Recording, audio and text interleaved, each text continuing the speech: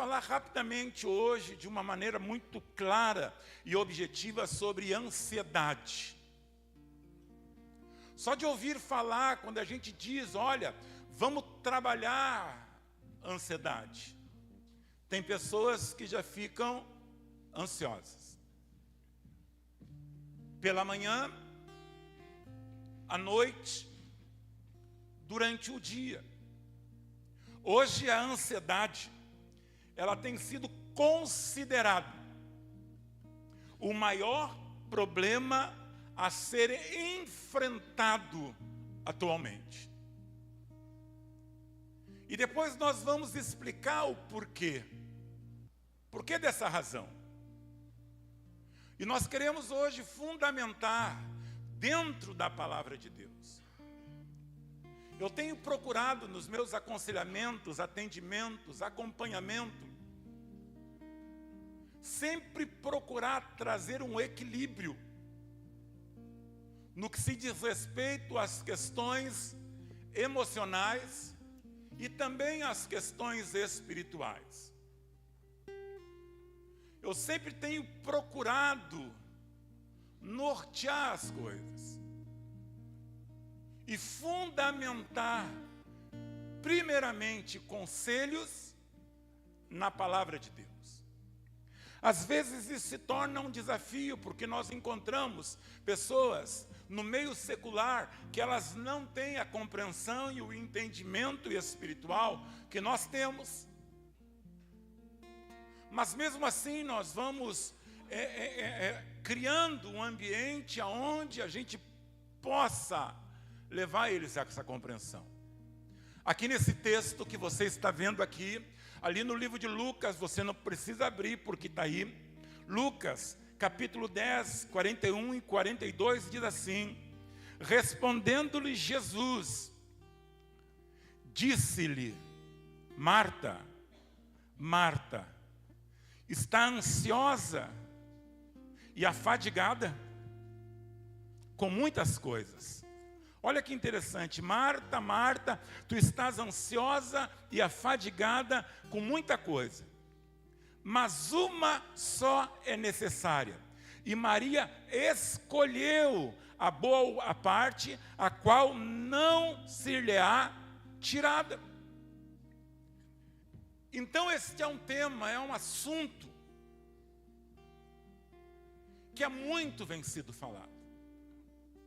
Nós encontramos isso no Velho Testamento, nós encontramos isso nos Evangelhos, e nós encontramos nas cartas. Então a Bíblia fala, Jesus fala sobre essa realidade.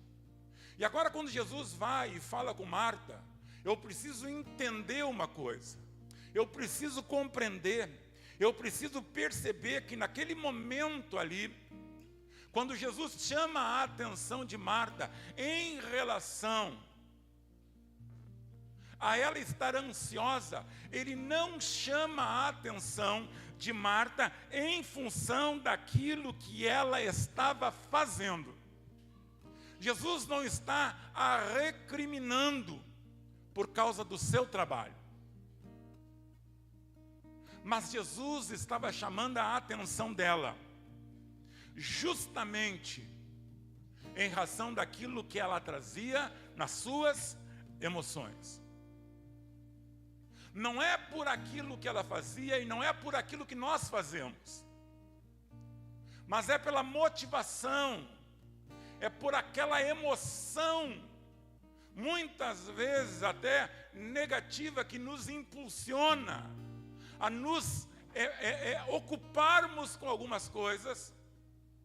E Jesus, sendo quem Jesus é, tendo a percepção que Ele tem de todas as coisas, Ele tendo a impressão, a percepção do entorno, e como essa ansiedade estava abstraindo, estava retirando Marta do lugar, que era o lugar que Ele naquele momento tinha para ela. Jesus diz assim: Marta, por que tu estás ansiosa? E por que tu estás afadigada? E nós vamos ver isso, amados. Porque uma das consequências que a ansiedade traz sobre as nossas vidas é justamente essa. Ela vai nos afadigando. Ela vai nos cansando de uma forma tal, primeiro internamente, naquilo que nós entendemos das nossas emoções e também relacionadas ao nosso espírito. E isso agora vai repercutindo um cansaço no nosso corpo. E agora Jesus diz para Marta: Marta, não fica ansiosa, não te cansa com isso. Maria entendeu que há algo de muito bom aqui, e isso não ser-lhe-á tirado. Porque a ansiedade, amados, a ansiedade não somente nos rouba, a ansiedade não somente nos furta, nos abstrai, tira coisas de nós, como também de uma forma contagiosa, ela vai abstraindo do entorno. Ela vai tocando naqueles que estão juntos de nós.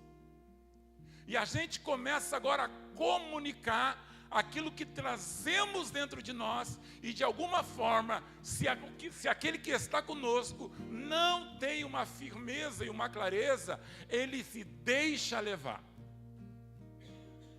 Então nós vamos falar um pouquinho aqui sobre ansiedade.